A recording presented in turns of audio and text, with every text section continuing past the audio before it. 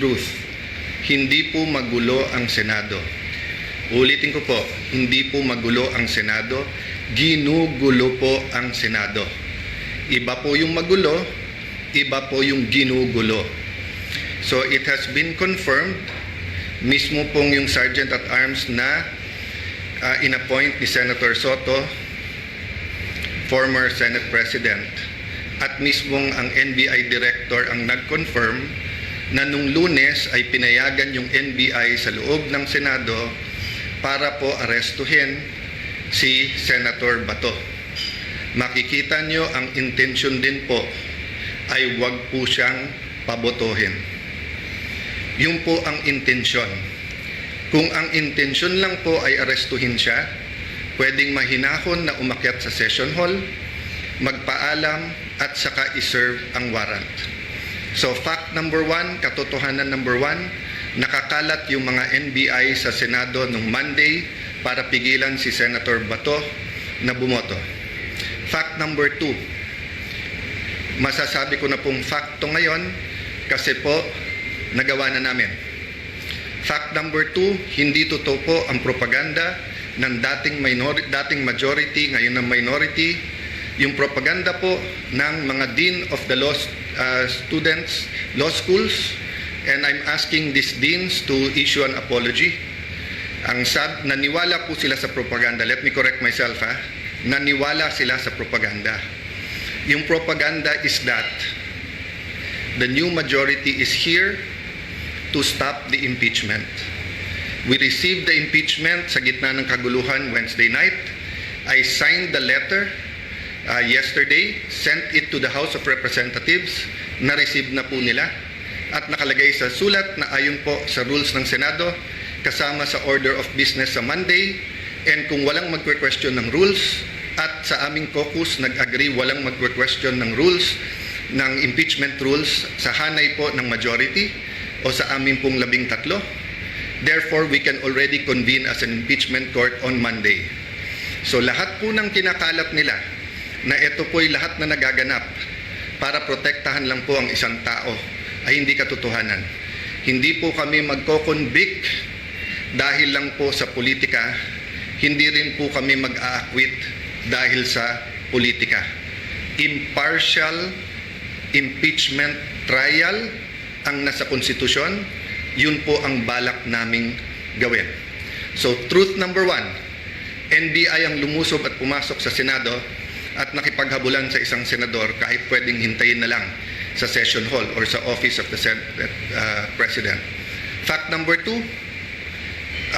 ginugulo nila kasi nasira yung kanilang narrative. So fact number 2, pwede nang mag-umpisa sa Monday ang impeachment trial. Ako nga'y medyo nababahala kasi baka gamitin yung issue na to para maraming magsalita sa Monday tapos sa amin ibabalandra kung bakit may delay sa impeachment. Fact number 3, kinausap, inimbita ko sa opisina ko, sabi ko pwede pa siya magsama, pero pinili niyang mag-isang pumunta sa office. We had a number of senators there, and sinabi po ni NBI Director, he will follow the Senate and he will not arrest sa loob ng Senado. We told him to submit the warrant para makita namin. Sabi niya nung Lunes, Tuesday niya isasubmit kasama ang sulat. Pinayagan namin iuwi niya yung 10 operatiba niya, agents niya, with the condition na ibibigay niya yung spot report. Hanggang kahapon po, hindi binibigay. Ang alam ko hanggang today, hindi binibigay. Pangatlo po, sabi niya, hindi siya kikilos, hindi niya pakikilusin ng NBI nang walang coordination sa amin. Wednesday morning pa lang po, may reports na po kami na naglalabas-pasok po ang mga NBI agents. Naka-alert na po kami ng Wednesday. Pagdating po ng hapon ng Wednesday, paulit-ulit sinasabi po sa akin na meron pong NBI agents na naka-full tactical gear. Ibig sabihin po, naka-uniforme, may vest, may mahabang armas na nasa GSIS. Nagbigay ng contact person si NBI Director Matibag. Tinawagan namin yon. At sinabi niya, pinapaabot ni Director, walang NBI sa Senate, walang NBI sa GSIS. Nung hapon, umakyat sa akin si General Mao at nagsabi po sa akin na may nangyayari sa mga pinto at yung GSIS ay nagsasara ng mga pinto at nagsasabing kahit senador po ang dadaan doon ay kailangan inspeksyonin.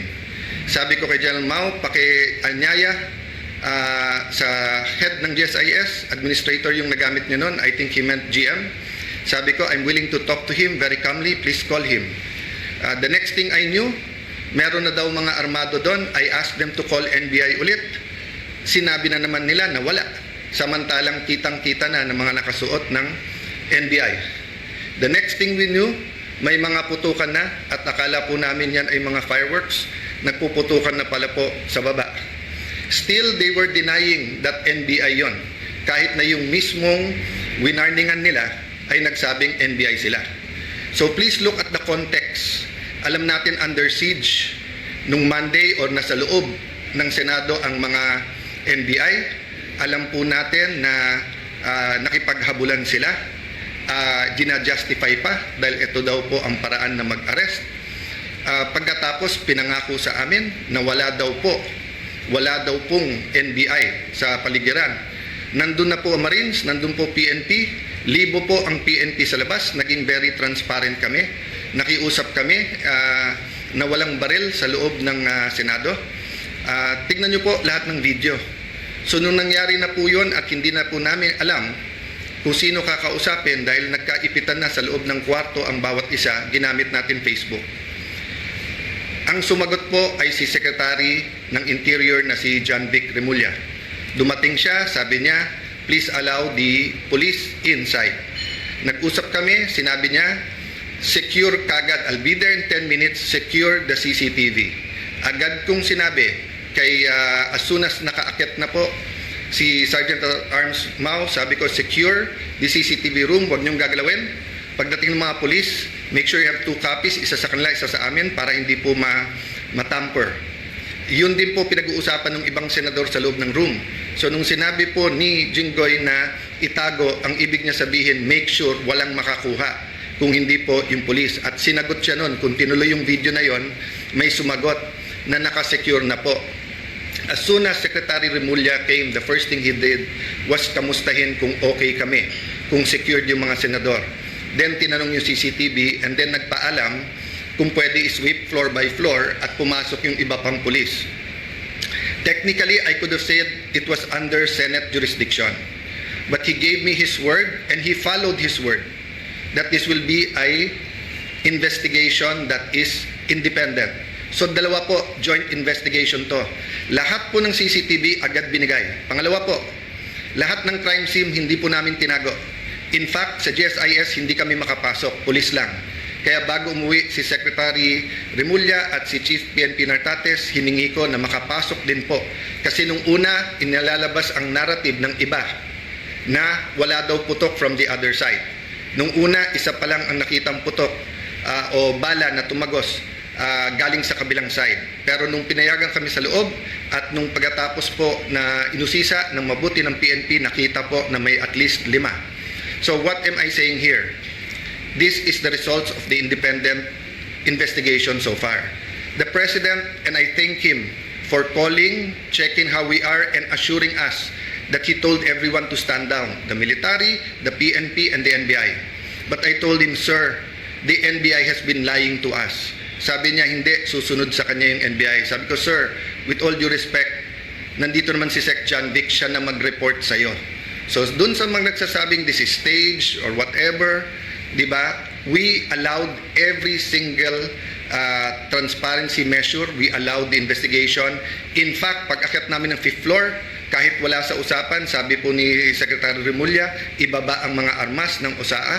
I saw his wisdom para nga hindi magka-enkwentuhan, para hindi magkaroon